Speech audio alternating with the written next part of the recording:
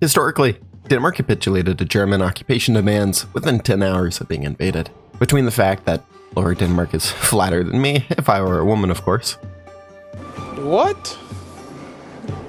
Bro, what are you talking about, man? German tanks would have had a field day.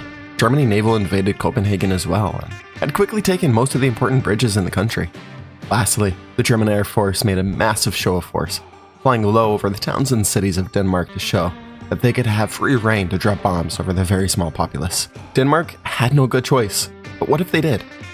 What if instead of making this massive mistake, they did the right thing? Yeah, that right thing?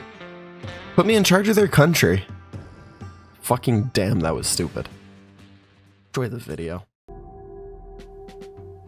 I think the best course of action would be to get partial mobilization so that I can get access to more factories while also getting rid of that civilian and military factory construction debuff. To do this, I need at least 25% war support. Doing these focuses will give me enough war support to do this. Research-wise, I just focused on my industry and getting my research speed up. Setting a good foundation here will allow me to focus heavy on my military later, with a nicely, newly built base. Our starting military industry is pretty weak with 2 military factories and honestly a nice chunk of dockyards. I don't have the manpower for a navy, so these dockyards are just going to build convoys. I did eventually move all my military factories to just build sport equipment a little bit later. With me finishing Harren Reorg, I have that required 25% war support, and with me moving to partial mobilization, I can do my political branch now, starting with reaffirming that neutrality. While I am a big fan of concentrated industry, because I'm going to be making a bunch of top-of-the-line equipment such as artillery, guns, anti-air, yada yada. Yeah, I need that production efficiency base that dispersed industry gives. This will allow me to make new equipment faster with a shorter catch-up period. Because I'm building some infrastructure and a couple of civilian factories, I thought it was a good idea to go ahead and hire a couple advisors that'll boost those construction speeds. I also got someone to help boost my research speed. Okay, so let me explain something real quick. Denmark's focus tree is quite interesting. Its political branch is made up of 2 main options. Rearming could lead to some interesting changes in your political situation, or you can do a policy of disarmament, get a bunch of civilian factories and some pretty good bonuses. Denmark's industrial branch is made up of 2 different paths as well. One is for building and gaining civilian factories, and the other is for military. Doing this side of the industry branch will aid in my military factory count and production, while doing the policy of disarming will boost our civilian factories. This will round out our industry. Oh yeah, I also got a chief of army for that nice sweet army XP. I want even more army XP, so I'm going to boost my relations with China and Shaanxi. Once Japan goes to war with them, I'll be sending attaches to both of them for 15% of their army XP. I moved on to free trade because it'll give me a nice boost to everything from research speed to factory output, all at the expense of my resources, which at this point are basically non-existent. Look at those research bonuses. With these, I can get 1941 tech in 1938. Nuts. I found some fighters laying around, so I sold them. These outdated aircraft will be nothing more than a flying coffin, so no reason to keep them around. Researching armor trains is super important because German dive bombers trying to take our Logi out. So I need something that can not only shoot down the German cast, but also something that can survive being bombed by German casts. Also, if you research armor trains and then click this little button right here, it'll give you 15 for free in exchange for 5% stability. Once my civilian factories are done, I'm gonna build anti-air facilities to protect my factories and forts. Railway gun! Limited conscription will add a small amount of recruitable pop for us to use. We are a very small country with a very tiny population, so we need to get as much recruitable pop as possible. To ensure amazing logistics, I built a single supply depot near the border with Germany. These are super expensive and take forever to build, unless you click this. Then it's less time, so yeah, I clicked that. Yeah, I'm just gonna focus on my military industrial focuses now. We don't have much time left. These military industrial focuses are really good. Not only do they give me a free factory, I get some forts and a nice buff to build more, both. Just too good. Also, it's time to switch over to new advisors. We're really going nuts here with all the bonuses to building these millis. Updating my infantry template, I not only made it smaller, but I also added in engineer, support artillery, and anti-air. This should give me enough stopping power. Once this railway gun is done, I'll start making guns, anti-air, and artillery. Because we are getting close to that German invasion, I'm gonna be buying materials now. We need them. Yeah, so doing this focus will give a 720-day timer. Once that timer is up, the economic crisis ends and our industry gets better in the form of more available factories. To boost my stability, I improve my worker conditions real quick. Also doing a couple anti-Brown Party and communist raids will improve my stability by about 5% and raise my party popularity stability. It's a win all around. Speaking of raiding the opposition, we have our first election since starting the game. I, of course, will remain democratic. While I prefer to keep Santa, I think we need new leadership. I present to you the White Walker from HBO's hit TV show Game of Thrones. Out with Santa and with Christmas. He helps us build military factories. Not bad. Our production lanes are looking pretty good. I've kind of fallen in love with Grand Battle Plan lately. It might just be the best doctrine. The first half is great for holding the line, and then the second half is great for when you need a push. It's just too good. Germany and the Soviets are agreeing on splitting Europe. Germany is going to come for me. I'm in danger. Yeah, so the big gun is done, so let's move it over to the front line. While they aren't exactly the most strong thing in the game, they look so cool. So yeah, I built one instead of guns, even though I need guns and it's almost World War II. Priorities, people, priorities. Getting closer to Germany invasion day, I made sure to research my infantry equipment upgrades. We're gonna need quality here. Yeah, so I shamelessly built some forts on the forter here. I don't know why my script says forter instead of the border. It says F-O-R-D-E-R, like border. The forter, I like that. Normally I don't like to build forts, but that's not actually true.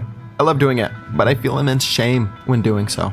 They're just so fucking good at what they do. Okay, we have some units on the front line, forts are almost done, and World War II has just kicked off. Let's make some port guard to prevent naval invasions. Otherwise, all of this would have just been a waste of time.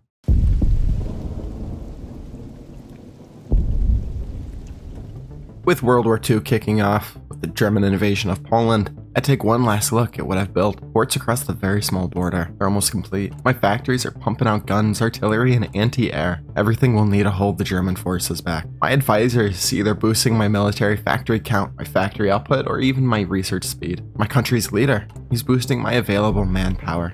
Everything I can do is ready. Except my port guard. They're still cooking, so I'll just force deploy them now. I need them to be set up. This little emblem here, yeah, that means Germany's coming for me, and soon. Like, now soon. We must stand and fight. Me and my loyal puppet, Iceland, will fight. Fucking Iceland, man. That's fine. Much like country girls, we'll make do.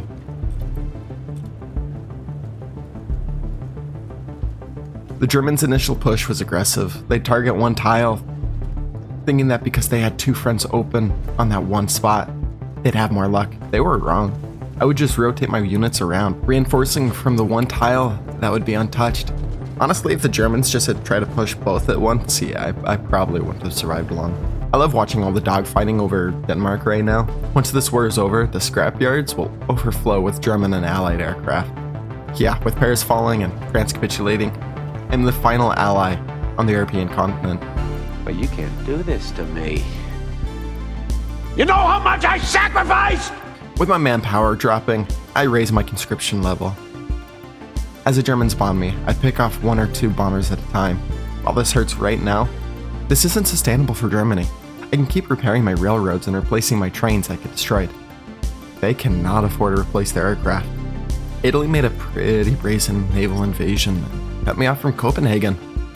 My front line started having supply issues. Germany sensed weakness, and they made a push. With Italy right at my capital, I was ready to see the in-game screen. Denmark has capitulated. The Germans will destroy everything, and our people will pay for their fierce resistance. It's so Jover. But instead, my port guard did their job and stopped Germany within miles of Copenhagen. My weakened border troops held off the main German advance once again. And to celebrate this close call, strikes. Strikes again. It's fine though, because I finally settled those strikes just for new strikes. Strikes! Yeah, that sucked. I don't want that naval invasion to happen again, so I'm going to make a small navy with a couple of mine layers. It might help a little. Having enough artillery stockpiled, I updated my main template. This will give me a little bit more pushing power if the time comes. I said, don't do it, Vladimir. Don't do it, Vladimir. Poor Soviets can't even ice pick someone properly. It's fine, because it's not like they're dealing with anything else right now. With shit headed towards Russia's way, that leaves my border with less shit. At this point, I don't think the Germans will ever be able to push us. The Germans really went after my tiny navy, slowly taking out my ships.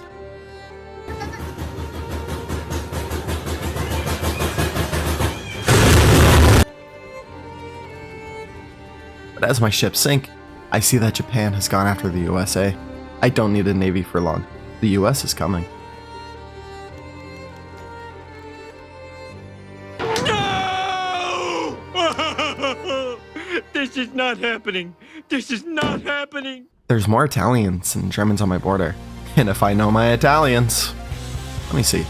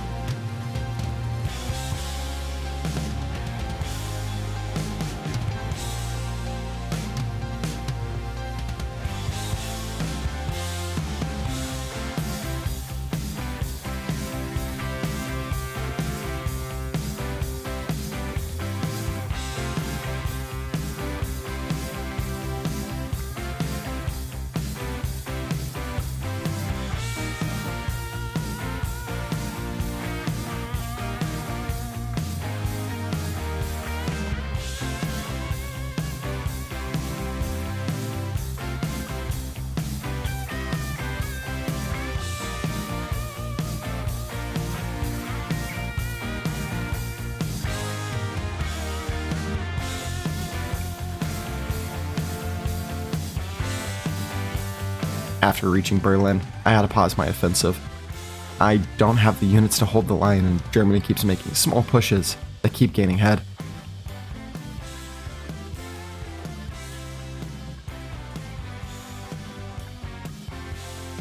Switching over my entire port guard to that main template, I should have the troops I need.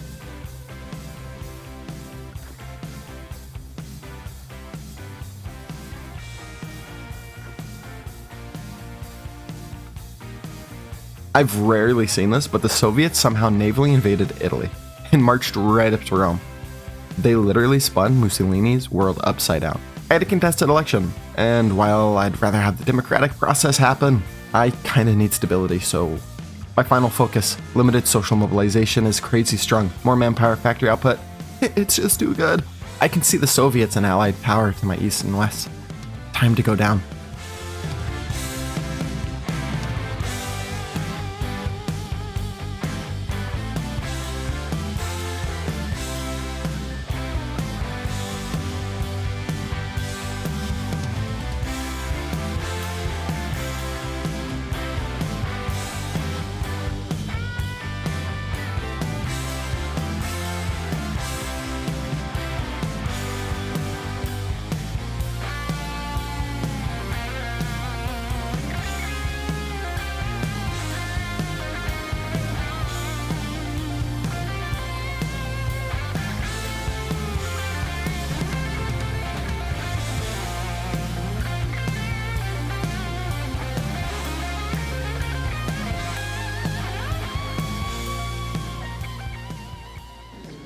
And there we have it. Germany is dead. The Axis have been defeated. I took a bit in the peace deal.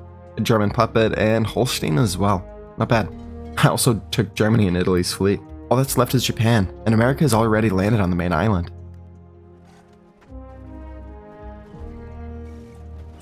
After the Japanese cat, I somehow had enough war score to make an Iraqi puppet. Me and 4 others did this. Poor Iraq, dude. Poor Iraq. Denmark is one of my favorite countries in the world, and it was my pleasure to save them from evil. It was difficult, but I did it for the Danes. I did it for you guys. I say, wait, it's just a video game that has no real-life consequences?